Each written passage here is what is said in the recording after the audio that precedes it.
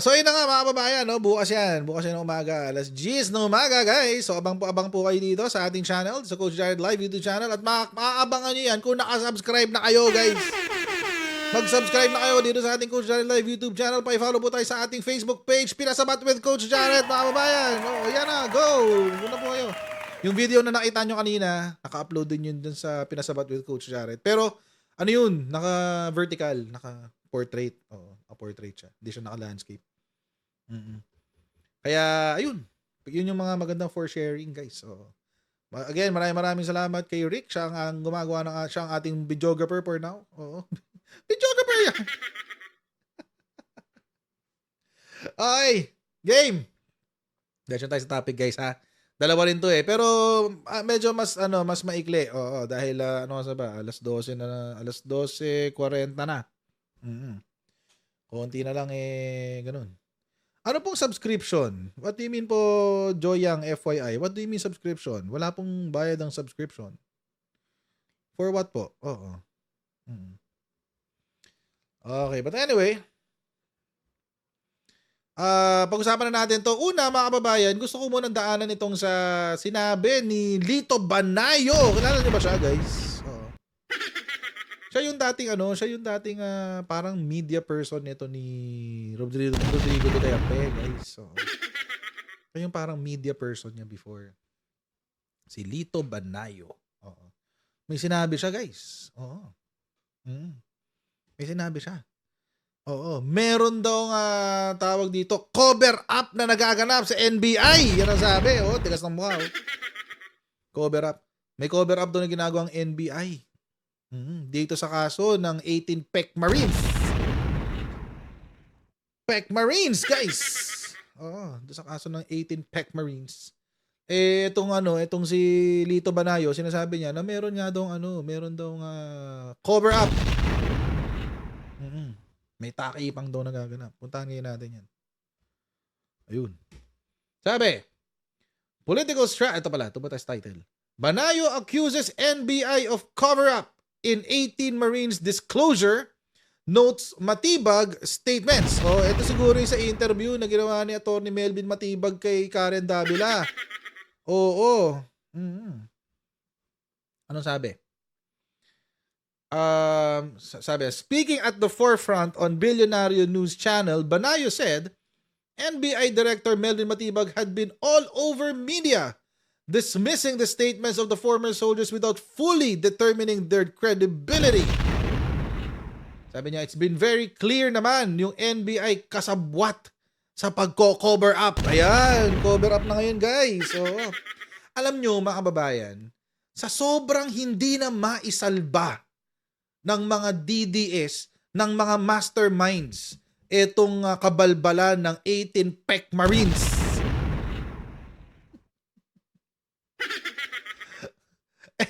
Ang gusto nila ngayon palabasin, kino-cover up ng NBI.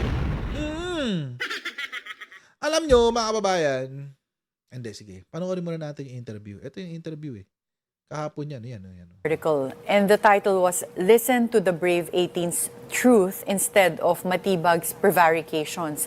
What did you mean by this? Well, it's been very clear naman yung NBI kasabwat sa pag-cover up. No? I mean, the way they try to investigate and the way Matibag was all over TV and radio, I mean, trying to dispute what the Marines were saying without first finding out the truth or the untruth or the lesser truth about what they're saying. No? Malinaw na malinaw these people, I mean, it's very clear that money changed hands. It's very clear that money was utilized in order to impeach, in order to get signatures to impeach. May mga admissions, in fact, even the wife of Cristina, the husband of Cristina Frasco admitted na kaya siya pumirma kasi otherwise mawawala ng project yung kanyang distrito. Di ba, ang daming nagsalita naman umamin nung ganun So what are we waiting for, no? So kailangan, in your opinion, maimbestigahan itong claims ng 18 ex-Marines? Oo, no? Real kung nagsisinungaling, di malaman natin kung nagsisinungaling, di ba? Bakit ayaw kausapin ng matino? Yeah. No? Nyet. Buti na pigilan ko yung sarili ko. I was able to arrest myself, guys. Pasensya na. Ano daw? Ba't daw ayaw kausapin ng matino? Mukong ka rin Lito Banayo. Ulitin ko Ayaw daw kausapin ng matino.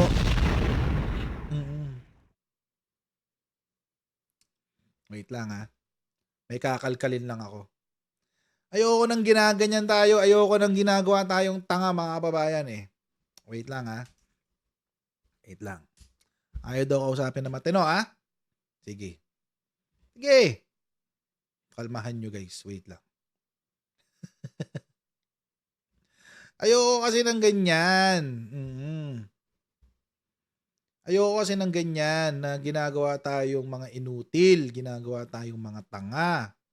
Oo, nasa na yun? Nasa na yung in-upload ni Mike Defensor? Bakit nawawala na yung in-upload ni Mike Defensor? Sabi ni Lito Banayo, ba't di ro kausapin na The matino? Ombudsman has deputized the NBI to investigate. But outside of the Ombudsman's deputization, the NBI also has plenary power to investigate matters, motu proprio. And so, please don't be of the impression na all this is just because of the issue of the alleged 18 Marines. So, this can go beyond that. So, what are you Oh, wait. Bago natin pagsalitain itong si Tupacso. Oh. Mahinahon yung NBI, di ba? Mahinahon, maayos, nagpapaliwanag, walang issue. Pinapaliwanag lang kung ano yung kailang ginagawa. Ba't sila nag-iimbestiga? 'Di ba?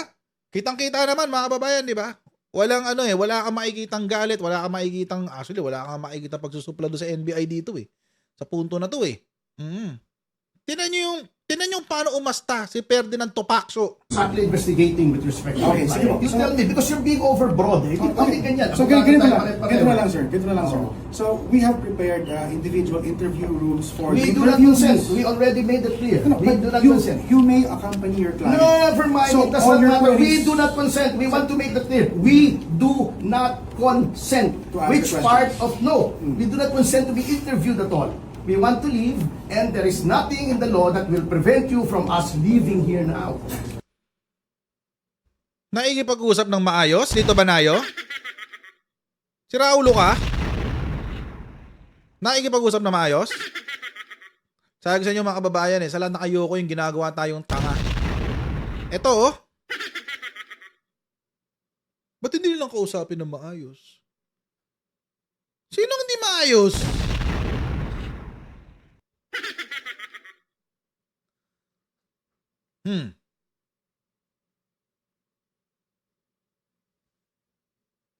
Uutuin tayo nitong mokong na to? Na mukhang nag-share ng pilukan ni Rodante Marcoleta? Naghahati ba kayo ng pilukan ni Rodante Marcoleta, ha?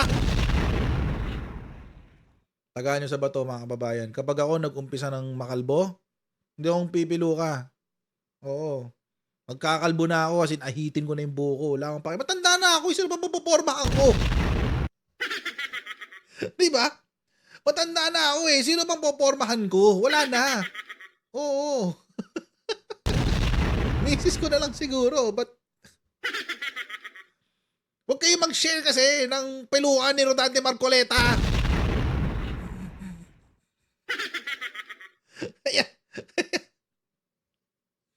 Kaya pare-pareho kayo ng isip eh. Dali natin guys. Hoy, in your article, you also said Amina Pangandaman's OIC successor had to be ordered by Majo.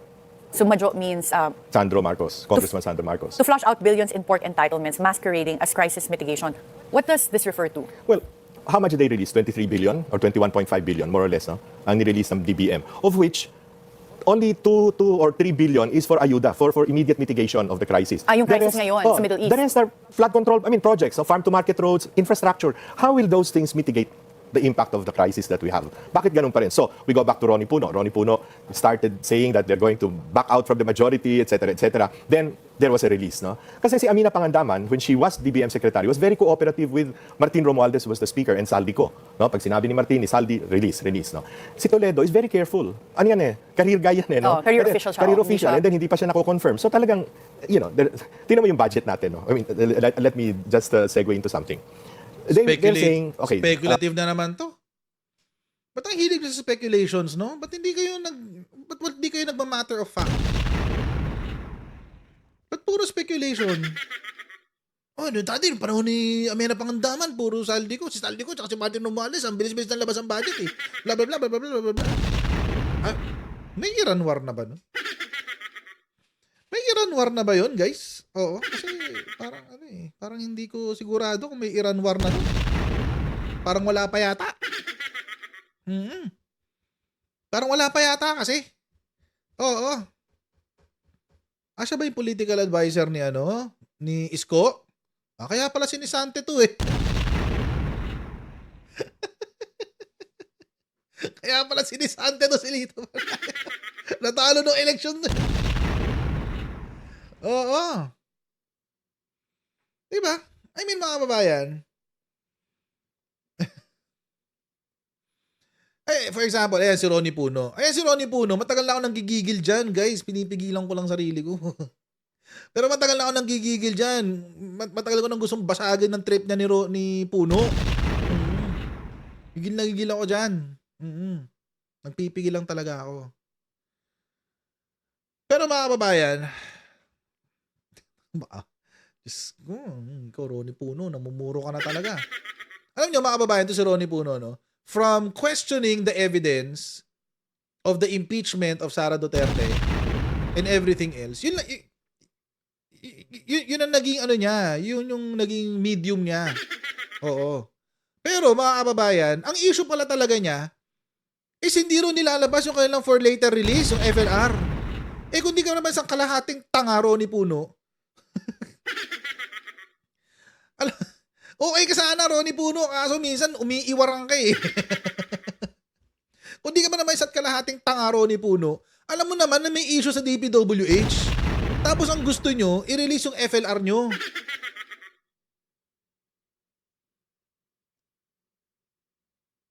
Diba? May issue nga sa DPWH, tas ang gusto nyo, ilabas lahat ng FLR nyo. Sira ulo ka.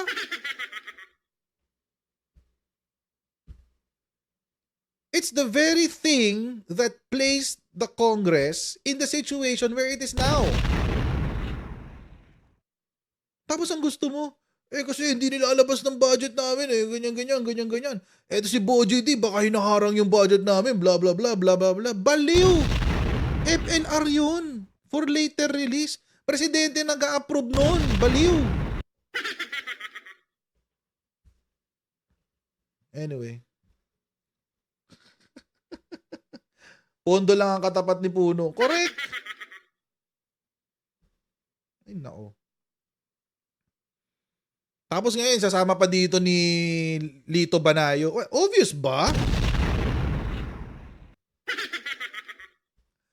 Tigas ng mukha nito ni Banayo. Congress passed an Emergency Powers Act for the President insofar as excise taxes are concerned. Yung excise taxes, depende pa yung kung may makukuha kang oil from wherever, di ba, before it comes in. Pero yung VAT, tingnan mo, when the DBCC, or the DBCC is the Budget Coordinating Committee, which is composed of the economic managers, before they craft the President's budget of expenditures, there has to be the revenue side. Magkano ba ang makukolekta nating taxes, etc. So, when they inputted the VAT on oil as part of the revenues that will come, it was based on 60 pesos to $1. 60 pesos per liter of gas. Kasi normal times yung ginawa eh. Yeah. Ngayon, 120. No? So yung 12% of 60 pesos is 7 pesos and 20 centavos for every liter. So yung tama na yun, that will support the budget. Ngayon, ginawa mong 120 na ngayon, so magkano ang yung 720, 1440 na. Okay, so mas malaki na yung Ang nakukuha nila nakukuha ng gobyerno. Oo. So, even if you say, sige, balik natin sa 720 yung sa amin, instead of charging you 12%, we will charge you 6%. Toby Chanco has been saying this in one of the programs here, no? Gawin tama-tama lang because yung budget mo is based on the revenues that you will get at di ba, at 60 pesos. Oo. So, Wait lang. Sige, walang problema. Pero saan ba napupunta yung tax mo sa VAT? Di ba social amelioration? Google nyo mga kababayan. Saan napupunta yung VAT taxes? Yung value added. Google nyo. Sige, papakita ko sa inyo. Para para nagkakaintindihan tayo. The Philippine government utilizes value-added tax revenue to fund social services and socio-economic programs with recent legislative changes targeting digital services to boost these initiatives. Ayan. Fund allocation. These revenues are intended to support the Marcos administration's social projects, including building 42,000 classrooms, constructing over 6,000 rural health units, etc., etc. Ayan. So yung sinasabi ni Lito Banayo actually is, kung tumaas ang revenues on VAT, o di more ayuda, mas maraming tulong sa mga magiging biktima ng pagtaas ng presyo ng crudo. Mas maraming tulong 'yun. Mas marami kang matutulungan. Ay nagrereklamo, 'di ba? Kulang daw ang subsidy, kulang daw ang etc. etc. Tingin niyo saan kukunin yung budget nun? Saan kukunin yung budget nun?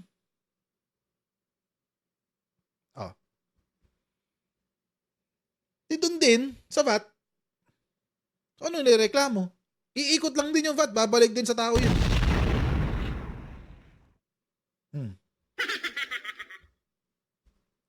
Tuloy.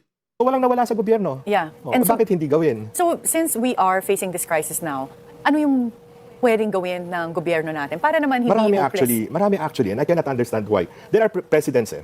FVR, the 1997-1998 financial crisis. What did he do?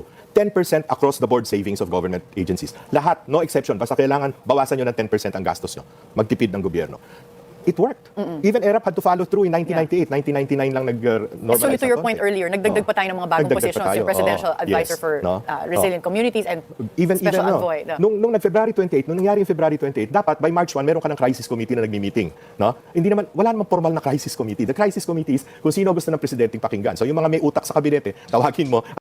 Pare-pareho kayo ng pinagsasabi, palibasa, mga pare-pareho kayo ng naiintindihan. Galing-galingan eh. Pare-parehong galing-galingan itong mga to eh. But anyway, they left the point nung yung sa 18 Marines. Ba't na iniwan siya 18 Marines? Kasi doon yung importante eh.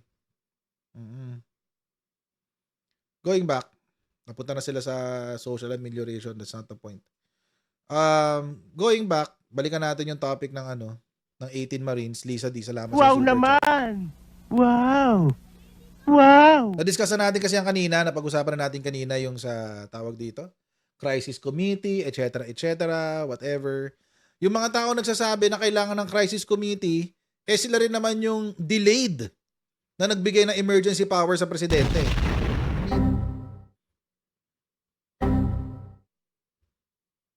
Error. Nag-error sila sa utak nila. So I won't I don't want to go deeper into that kasi napag-usapan na natin yung kanina. Pero going back dito sa NBI nga. Ang nakakatawa kasi dito sa sinasabi ni Lito Banayo, ang gusto niya imbestigahan. Oo. Imbestigahan daw yung sinasabi ng mga tao dito, ng mga 18 PEC Marines. Oo. Ang problema, mga kababayan, they're not even filing cases. Yun ang tanong ko ngayon kay Lito Banayo, ba't hindi kayo mag-file ng kaso? What's taking you so long? Ba't ang tagal nyo mag-file ng kaso? Ano ba iniintay nyo? Yuan?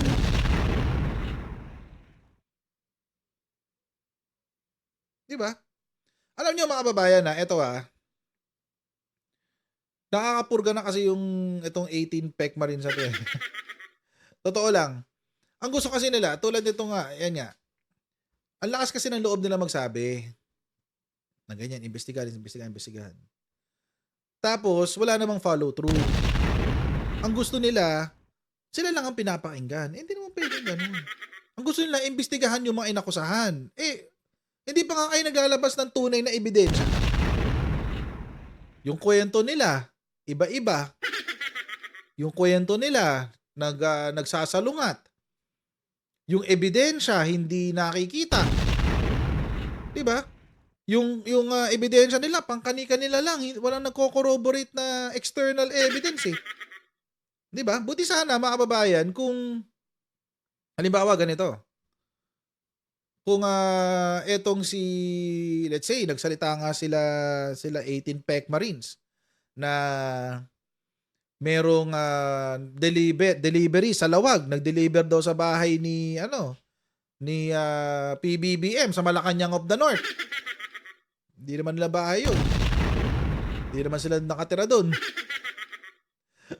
Di ba? Hindi naman sila nakatira doon. Tapos ang sabi nila, sumakay daw sila ng air taxi at naghatid sila sa Lawag. Wala problema. Sige, allegation yun eh. Ang problema, ang tanong lang kasi, bakit walang manifest? Ba't wala kayo sa manifest ng air taxi? Sabi ni Karen Davila kahapon, hindi rin pwedeng maging basehan yung sinasabi ng air taxi kasi damay sila eh. Paano sila madadamay? Getaway vehicle ba sila? Getaway vehicle ba yung helicopter? Are they part of the conspiracy to commit plunder? Is that what they're alleging? Come on. Come on, man. Di ba? Eh di ibig sabihin pala, lahat na lang ng ebidensya na ibabato laban sa 18 Marines or 18 PEC Marines ano lang din, manufactured. Di ba? Paano na lang yun? Paano natin siseryosohin yung mga ganong klaseng kwento? Sige nga. From maleta to envelope. From hindi ko nakitang binigyan to nakita akong binigyan. Ano nga natin pa nag-e-evolve kasi yung kwento nyo, guys. Ayusin nyo yung kwento nyo. Aba, di pwedeng ganun. And you expect us, sa mga sambayan ng Pilipino, to believe what you're saying? Seriously? Nanga-Alaska ba kayo? Nanga-Alaska ba kayo, guys? Ha? Kayo dyan? That's a fact. It's a fact, guys. Guys, wala tayong magagawa. It is what it is. Wala nang kredibilidad ang ang 18 PEC Marines. Nabisto na sila eh. Nabisto na sila.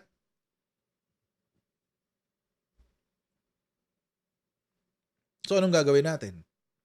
Kailangan pa rin silang paniwalaan? Gusto pa rin ba nating imbestigahan? Alam niyo mga kabayan, simple-simple lang naman kasi. Ang magandang gawin nila, kung gusto talaga nilang imbestigahan, mga kababayan, ang pwede nilang gawin ay mag-file sila ng complaint. Para seryosohin yung mga sinasabi nila. Hindi kasi sila sineseryoso kasi wala silang fina-file. Wala silang fina-file eh. Ni yung provenance ng mga picture, hindi nila matukoy. Tinatanong sila, kanino galing yung picture? Hindi ko namin alam. Ba't may ganun? Ba't may ganun?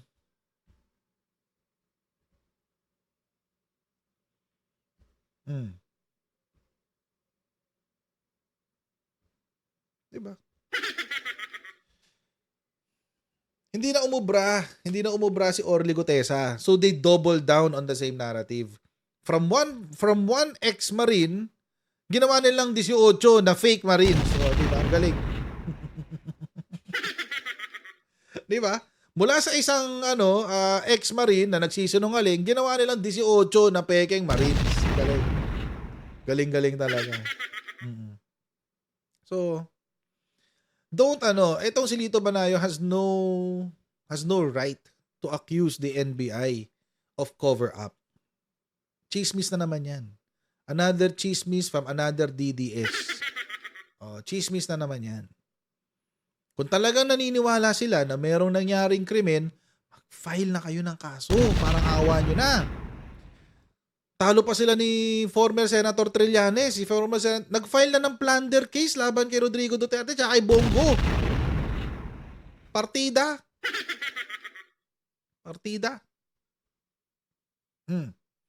Mag-isa lang siya. Ito, may pondong yuan. Hindi sila makapag-file ng kaso.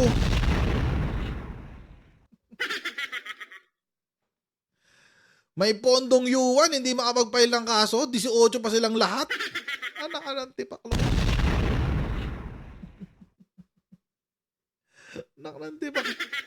Si former Senator Trillanes, nag-iisa, nakapag-file ng plunder at saka tsaka graft and corruption kay Bongo tsaka kay Rodrigo Duterte. Lang yan, ito, 18 silang, Diyos, hindi nakapag-file ng kaso. Ano ba naman kaso? My goodness gracious, great balls of fire. Diba? But anyway, wala, mahuhuli talaga sila. Mabibiso talaga sila sa mga kalokohan nila. Lalo na nagsisinungaling sila araw-araw. Ilang libel case na ba ang nakapile, guys? Ilang libel case na ba? Oo. At good luck na lang sa mga libel cases nyo. Good luck na lang sa mga libel cases, guys. Oo, sana kaya nyo pa. So mga kababayan, abangan natin ang impeachment proceeding tomorrow. Magkita-kita po tayo ng alas 10 ng umaga bukas. Oo. At please don't forget to like, share, and subscribe. God bless you. See you again in our next live stream, guys. Bye!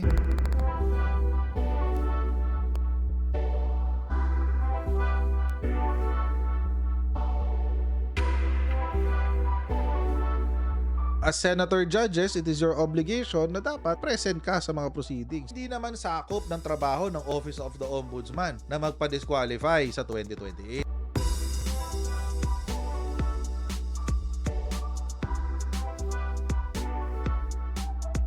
I-identify na natin lahat ng Manchurian candidates. Tigil-tigilan na natin yung kalokohan natin.